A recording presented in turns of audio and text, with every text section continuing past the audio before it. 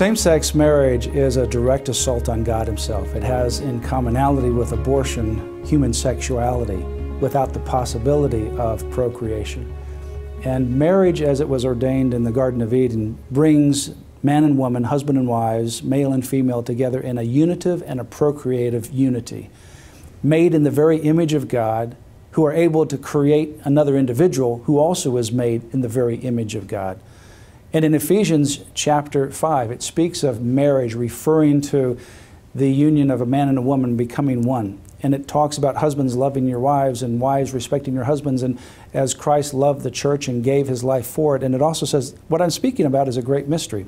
It's a mystery of Christ and His church, that marriage not only has the unitive and procreative component as we see in Genesis and Ephesians, but it also has a spiritual component that actually teaches us about God and Christ and His relationship with the church. And in 1 Corinthians 6, it speaks about one sin that's different than any other sin. People say that all sins are created equal, but they're not. 1 Corinthians says every sin that you commit is outside the body except for one, and that's the sin of sexual immorality, porneia, or where we get the word pornography. It says don't join yourself to a prostitute because you become one with that prostitute. And don't you know that your bodies belong to Christ? You're unified with Him as Christ is one with the church. So therefore glorify God and your bodies which belong to God. Sexual immorality, whether it's abortion, which is human sexuality without the consequences of procreation, or same-sex relations is human sexuality without the possibility of procreation, is a direct assault on God and the fundamental values of the family.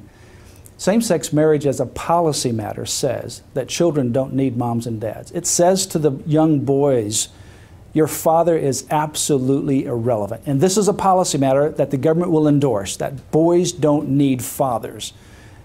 That's what same-sex marriage says. And we know as a practical matter that that is completely wrong. And if anybody doubts that, I would encourage them to go visit the violent offender section of any men's jail or prison and ask them one question. And the one question would be, where was your father when you were growing up? They will universally say, I had no father, my father was absent.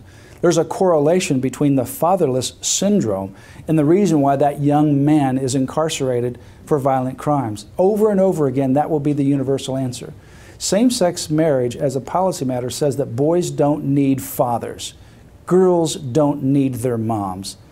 And from an intuitive, from a common sense, and from a sociological study perspective, that's absolutely wrong. It is destructive to the family. It is not something where you can say, it won't affect me, I may not agree with it, but let them do it. It affects children, and it affects the generation and the community around them. And beyond that, same-sex marriage, if it were endorsed, is a direct and immediate collision with religious freedom. They are two trains on the same track going in the opposite direction. One will win and one will lose, and there is absolutely no coexistence between the two.